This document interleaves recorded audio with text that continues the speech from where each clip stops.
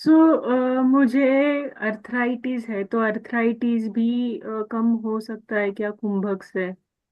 अब जो मैंने बात अभी तक बताया, आप इससे थोड़ा सा और समझने की कोशिश करें, आप कनेक्ट कर पाएंगे। आइटिस जहां भी लगता है, आर्थराइटिस या फिर न्यूमोनाइटिस या फिर इस तरीके के बहुत सारे आइटिस वाले शब्द आपको मिल जाए। आप गूगल करके ढूंढ लो, खूब आइटिस आइटिस आइटिस मिल जाए। देखो, पहली बात तो ये अंग्रेजी के वर्ड जो होते हैं ना, ग्रीको रोमन वर्ड से आज तक कोई ठीक हुआ नहीं। आर्थराइटिस का एक मरीज ठीक नहीं हुआ 100 साल में।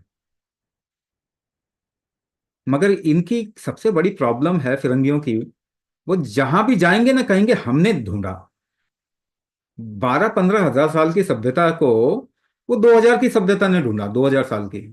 कोलंबस डिस्कवर्ड ये अमेरिका, फिर वो वास्को ड गामा ने इंडिया ढूंढ लिया। मतलब इतनी मूर्खता वाली बात करते हैं। फिरंगी सबसे मूर्ख प्रजाति है मानवता की इतिहास में। फिरंगी कुछ बोल रहा है ना, तो पहली बात गारंटी ले लो गलत ही बोल रहा है। साइंस का ठप्पा लगा के बोल रहा है, आप फंस जाते हो। आइटिस, किसी का भी आइटिस खत्म नहीं हुआ। आइटिस इन्फ्लेमेशन और इन्फेक्शन। आइटिस होगा जहां पर भी इन्फ्लेमेशन या इन्फेक्शन। अच्छा, इन्फेक्शन में बाहर से कुछ शरीर के अंदर आ गया। क्यों आ गया जी? क्योंकि आपकी उससे लड़ने की क्षमता कम हो गई अंदर।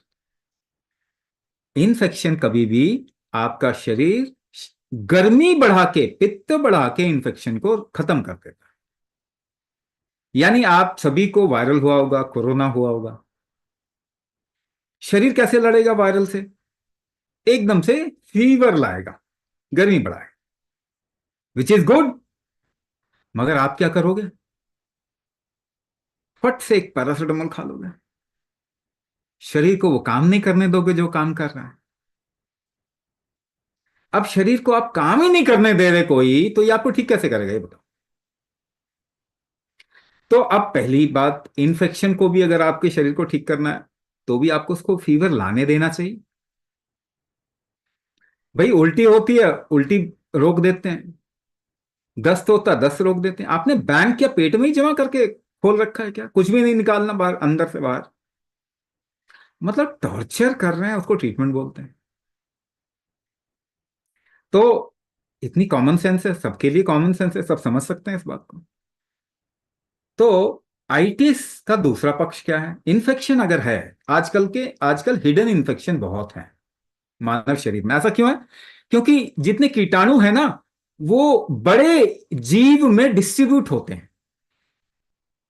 पता नहीं आप इस बात को आसानी से समझ पाएंगे कि नहीं, मगर अगर आप समझ गए तो आपको पता चल जाएगा कि कैसे हमने इन्फेक्शन बढ़ा दिए दुनिया में। जितने छोटे कीटाणु है ना, उनको आप कभी भी नहीं मार सकते। आप एक शेर को गोली से मार दोगे, शेर की पॉपुलेशन कम कर दोगे, हाथी की कम कर दोगे। 80% जीव जंतु हमने मार ही दिए। Again thanks to all the firangis, they have made this earth into a hell. लेकिन कीटाणुओं को आप नहीं मार सकते। अब एक एरिया में 100 जानवर रहते थे, इनमें जितने कीटाणु थे डिस्ट्रीब्यूट हो गए थे। अब आपने 80 मार दिए। कीटाणु तो आपसे मरेंगे नहीं, वो और बढ़ जाएंगे। अब कीटाणु जो है 20 में डिस्ट्रीब्यूट हो रहे हैं। तो इन्फेक्शन का चांस बढ़ा दिया ना। इन्फेक्शन का चांस बढ़ा दिया। और आप सभी इन्फेक्शन को टेस्ट भी नहीं कर सकते, पता भी नहीं लगा सकते। जो छोटे कीटाणु है उनका तो आप, वायरस का तो आप पता ही नहीं लगा सकते। और ना ही दवाई बना सकते हैं उनके लिए, उनको मारने के लिए आपके पास हथियार ही नहीं है उनको मारने के। बैक्टीरिया को मारने के लिए आपने हथियार बना लिया, आपने कहा कि हम तो राजा हैं दुनिया के।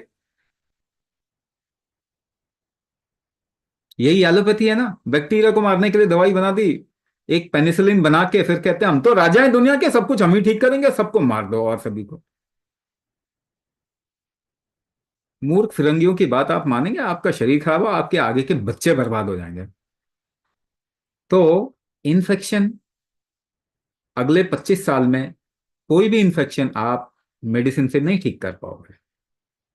क्योंकि इन्फेक्शन को आप अगर केमिकल से मारते हैं तो वो रेजिस्टेंट हो जाते हैं, वो और बढ़ जाते हैं।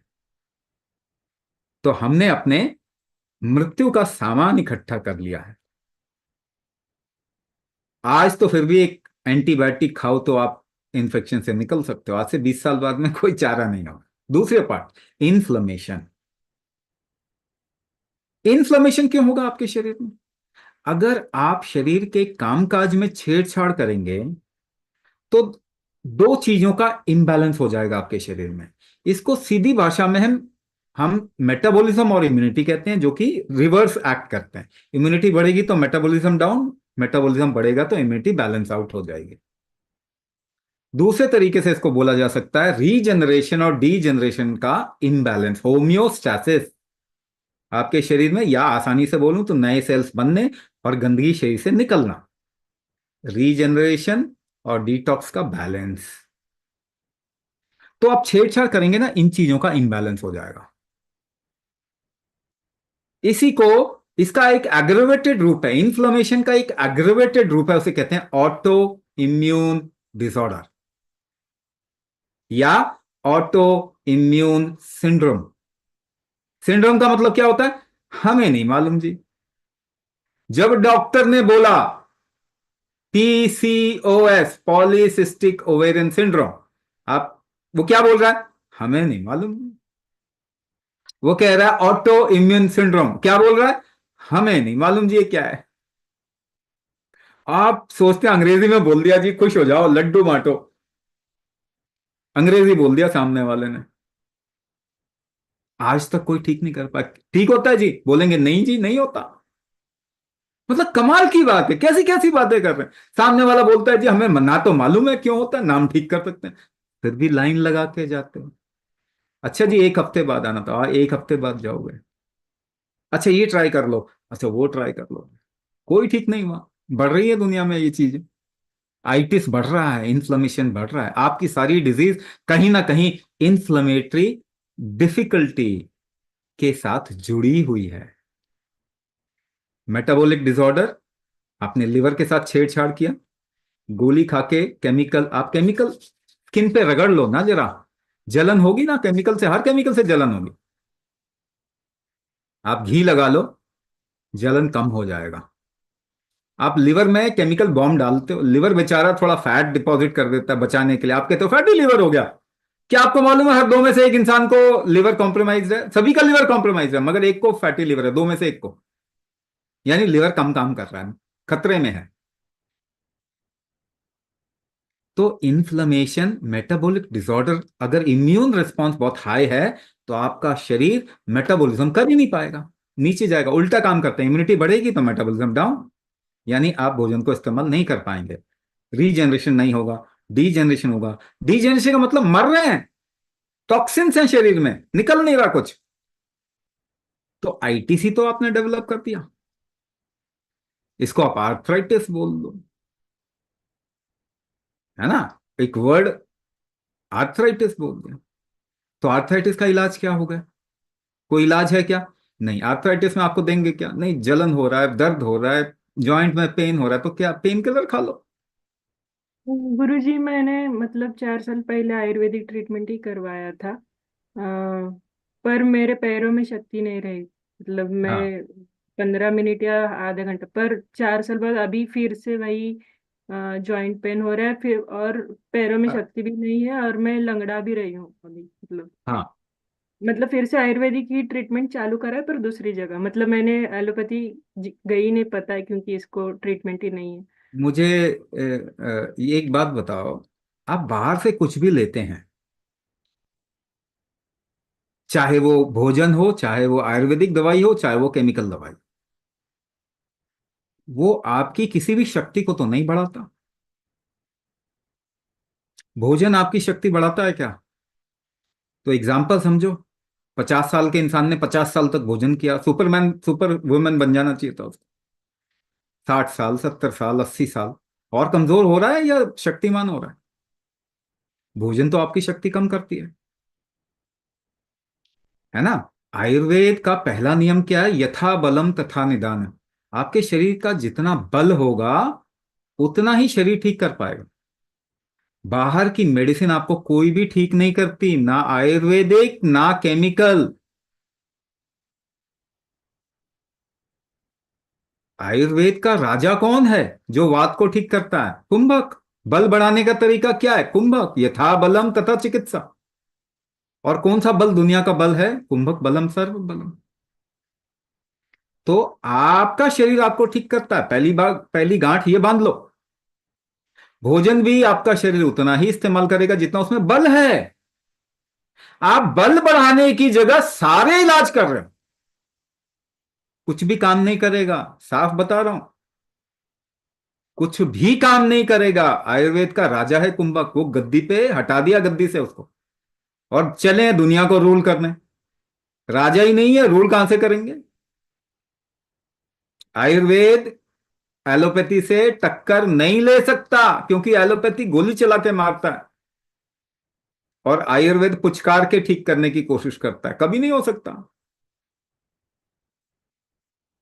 तो आयुर्वेद तो और वीक हो गया अगर बल वीक हो गया तो। अगर आपका बल, आपके पूर्वजों में आयुर्वेद बहुत अच्छा काम करता, आपके दादा दादी में आयुर्वेद बहुत अच्छा काम करता, आप में थोड़ी काम करेगा इतना अच्छा। कमजोरी क्या आ गई? बल ही कमजोर है। आयुर्वेद की मेडिसिन इस्तेमाल कैसे करेगा शरीर, ये बताओ? बल से ही करेगा।